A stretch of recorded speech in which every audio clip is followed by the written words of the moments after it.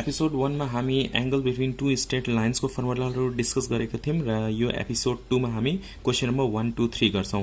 Question number 1 छ यहाँ find the acute angle between two straight lines having equation. दुईटा equation of line दिएको छ र यसको एक्यूट एंगल हामीलाई फाइन्ड आउट गर्नुपर्ने। एक्यूट एंगल भनेको less than 90 degree. So let's start solution. Given equations are दुईटा इक्वेशन हामीसँग छ root under 3x minus y plus 6 is equal to 0। यहाँ इक्वेशन 1 लेख्ने। नेक्स्ट में y plus 3 is equal to 0। यहाँ equation 2 लेख्ने। अब यो दुईटा को हामीले के गर्नुपर्छ स्लोप फाइन्ड आउट गर्नुपर्छ। Slope of equation 1 m1 is equal to minus coefficient of x। x को अगाडि के छ यहाँ यो भनेको कोफिशिएंट अफ x हुन्छ √3। तो यहाँ हामीले के लेख्ने √3 divided by coefficient of y को अगाडि के छ यहाँ माइनस साइन पनि लिनुपर्छ है। प्लस छ भने पर्दैन, माइनस छ भने माइनस पनि लिने, केही छैन भने 1 हुन्छ -1 र यो माइनस माइनस प्लस हुन्छ यहाँ हुन्छ के √3। यो भयो स्लोप अफ इक्वेशन 1। अब स्लोप अफ इक्वेशन 2 लिने। Slope of equation 2 m2 is equal to के हुन्छ यहाँ minus coefficient of x। x छैन यहाँ, x छैन भने के राख्ने 0 राख्ने divided by coefficient of y को कोफिशिएंट y को अगाडि के छ केही छैन भने 1 राख्ने। x छैन त्यही भएर 0 राखेको है। x मा x भएको भए चाहिँ हामी केही न केही लेख्थे कोफिशिएंट। अब 0/1 भनेको 0 भयो। So slope of equation 1 slope of equation 2 दुईटै आयो। Let theta be the angle between two lines 1 and 2. Let theta be the angle between two lines, equation 1 and equation 2. Write down equation 1 and 2. So key is a formula tan theta is equal to plus minus m1 minus m2 divided by 1 plus m1 m2। यो formula yesterday नै हामीले provide गरेको छौं episode 1 मा। So plus minus m1 what is the value of m1? m1 को value के छ यहाँ √3। सो √3 राख्ने माइनस m2 के छ यहाँ 0। सो 0 राख्ने 1 प्लस m1 को भ्यालु के छ यहाँ √3। सो √3 m2 को भ्यालु 0 छ। सो 0 राख्ने। अब यो हामीले के राख्नु पर्यो यहाँ प्लस माइनस लेख्ने। √3 माइनस 0 भनेको √3 नै हुन्छ। √3 इन्टु 0 0 0 प्लस 1 हुन्छ 1। अनि यो के आयो हामीसँग प्लस माइनस √3। तर क्वेशनमा के भनेको छ फाइन्ड द एक्यूट एंगल भनेको छ हैन। Find the acute angle. Acute angle भनेको लेस देन 90 डिग्री हुन्छ। लेस देन 90 भनेको फर्स्ट क्वाड्रेन्ट। फर्स्ट क्वाड्रेन्टमा के हुन्छ अल पोजिटिभ हुन्छ। सो टेकिङ पोजिटिभ और directly you can write down direct लेख्न पनि सकिन्छ √3। नेगेटिभ इग्नोर गर्दिने पोजिटिभ लिने किन हामीलाई एक्यूट एंगल फाइन्ड आउट गर्नुपर्ने छ। इफ अब्ट्युज भएको भए हामी नेगेटिभ लिन्थ्यौं। Okay so tan theta is equal to tan 60। tan 60 भनेको √3 हुन्छ। सो √3 को ठाउँमा tan 60 लेख्ने। therefore theta is equal to 60 degree. Hope you understand this question number 1. Now look at question number 2. Question number 2 find the obtuse angle। हामीले यहाँ obtuse angle find out गर्नुपर्ने छ। obtuse angle भनेको more than 90 भन्दा धेरै र 180 भन्दा थोरै। 90 र 180 को बीचमा के भन्छौं हामी obtuse angle भन्छौं। बिट्विन टू लाइन्स दुईटा लाइन दिएको छ र यो दुईटा लाइन को बीचको हामीले obtuse angle फाइन्ड आउट गर्नुपर्ने। क्वेशन नम्बर 1 मा हामीले के फाइन्ड आउट गरेको थिए एक्यूट एंगल फाइन्ड आउट गरेको थिए। Given equations of line are दुईटा लाइन्स को इक्वेशन दिएको छ हामीलाई 2x minus y plus 4 is equal to 0। यो भयो इक्वेशन 1। नेक्स्ट इक्वेशन के छ हामीलाई 3x plus y plus 3 is equal to 0। यो इक्वेशन 2 भयो। अब यसको स्लोप फाइन्ड आउट गर्ने इक्वेशन 1 को र इक्वेशन 2 को पनि स्लोप फाइन्ड आउट गर्ने। So slope of equation 1 so m1 what is the formula minus coefficient of x। Coefficient of x भनेको x को अगाडि कति छ यहाँ 2। सो 2 लेख्ने divided by coefficient of y को अगाडि के छ यहाँ केही छैन भने 1 हुन्छ। तर हामीलाई साइन पनि लिनुपर्छ -1 लिने। माइनस माइनस क्यान्सल यो भयो 2। अब slope of equation 2 find out गर्ने।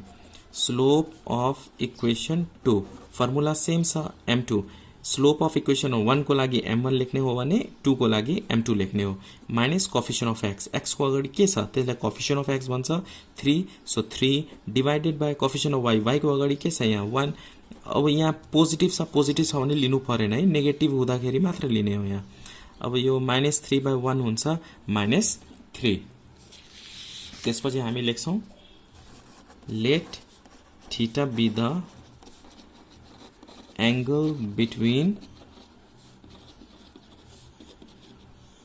two lines then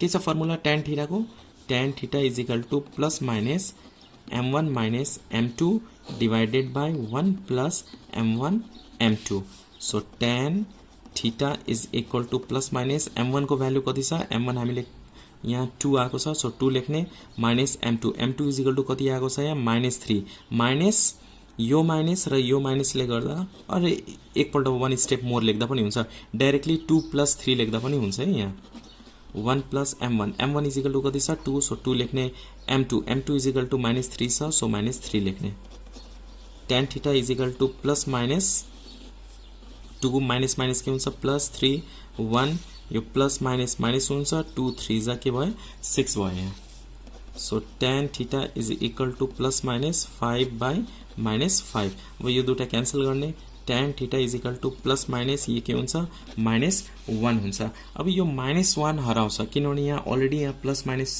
1 छ यो प्लस माइनस 1 ले यो माइनसलाई हराइदिन्छ हटाउँछ so tan theta is equal to plus minus 1 मात्र लेख्ने माइनस लेख्नु पर्दैन प्लस माइनस र यो माइनसले गर्दा यो माइनस हराउँछ र प्लस माइनस लेख्ने तर हामीले यहाँ के फाइन्ड आउट गर्नुपर्ने छ अब्ट्युज एंगल फाइन्ड आउट गर्नुपर्ने छ हो कि हैन अब्ट्युज एंगल छ भने हामी नेगेटिभ लिने पोजिटिभ प्लस लियो भने एक्युट एंगल हुन्छ किनभने यहाँ हामी यो पनि हेर्न सक्छौं यहाँ 0 हुन्छ यो 90 हुन्छ 180 हुन्छ र 270 हुन्छ एक्युट भनेको यो 0 देखि 90 सम्ममा 0 to 90 भनेको एक्युट एंगल यहाँ चाहिँ सबै पोजिटिभ हुन्छ तर अब्ट्युज भनेको के हामीले अब्ट्युज एंगल फाइन्ड आउट गर्नुपर्ने छ अब्ट्युज भनेको 90 देखि 180 मा यहाँ लिनुपर्ने यो एंगल लिनुपर्ने छ 90 देखि 180 यहाँ के हुन्छ tan नेगेटिभ हुन्छ कास्ट फर्मुला युज गर्ने CAST tan भनेको थर्ड क्वाड्रेन्टमा पोजिटिभ हुन्छ 180 देखि 270 मा tan पोजिटिभ हुन्छ र यहाँ के हुन्छ sin र cosec पोजिटिभ हुन्छ tan नेगेटिभ हुन्छ त्यही भएर अब्ट्युज एंगल फाइन्ड आउट गर्नु छ भने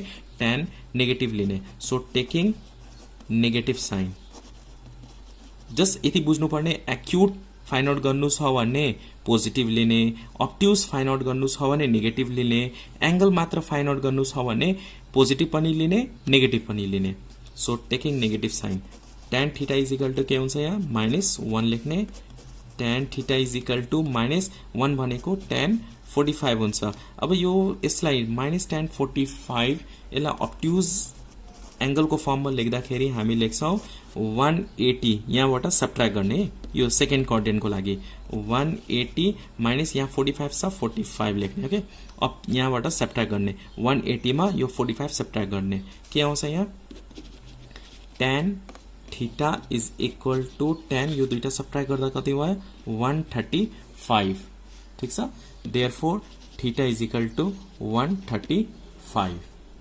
So obtuse angle कति आयो 135 hope you understand this question number 2 now look at question number 3 question number 3 मा रहेको छ if the lines p1x plus q1y plus r1 is equal to 0 and p2x plus q2y plus r2 is equal to 0 are perpendicular यो दुईटा line के छ perpendicular छ है to each other prove that हामीले यो प्रूफ गर्नुपर्ने यो दुईटा लाइन perpendicular छ हामी एपिसोड 1 में कंडीशन प्रोवाइड गरेको छ दुईटा लाइन परपेंडिकुलर छ भने के हुन्छ m1 m2 is equal to -1 हुन्छ र प्यारलल छ भने के हुन्छ m1 is equal to m2 हुन्छ है यो प्यारलल को लागि यो परपेंडिकुलर को लागि तर यहाँ क्वेशन के भनेको छ यो दुईटा लाइन जुन दिएको छ यो परपेंडिकुलर छ भने m1 m2 is equal to -1 हुन्छ त्यही भएर हामी के गर्ने फर्स्ट इक्वेशन बाट m1 फाइन्ड आउट गर्ने स्लोप फाइन्ड आउट गर्ने सेकेन्ड इक्वेशन बाट पनि m2 slope of second line find out गर्ने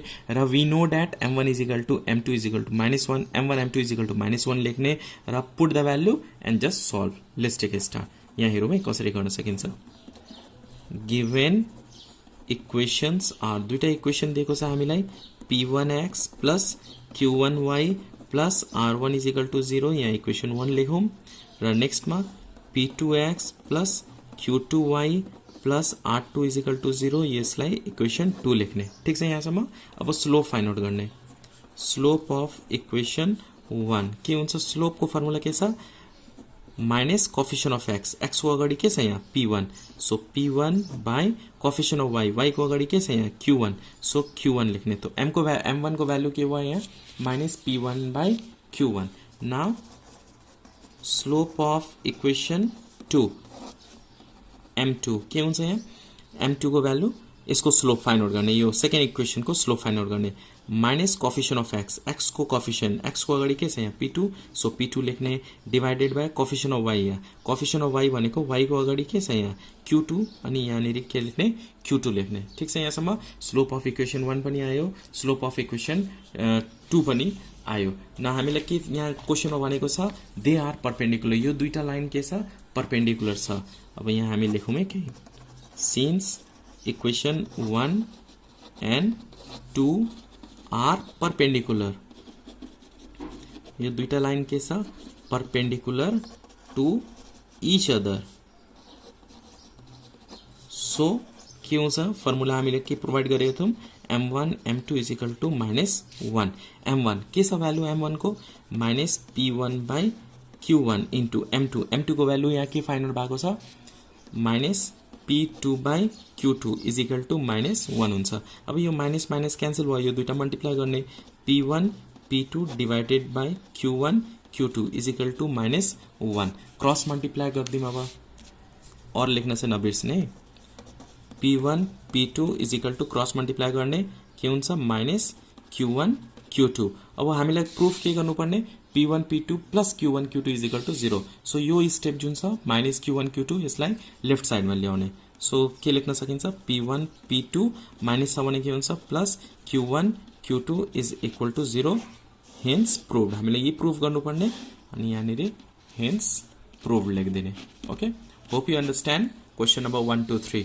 यो इफ एपिसोड 1 राम्रै बुझेको छैन भने फर्मुलाहरू मजाले फर्मुलाहरू बुझ्ने पहिला, त्यसपछि यो क्वेसन 1 2 3 गर्ने र नेक्स्ट एपिसोड नम्बर 3 मा हामी 4 5 6 क्वेसन गर्छौं। धेरै धेरै धन्यवाद अन्तिमसम्म हेरेकोमा।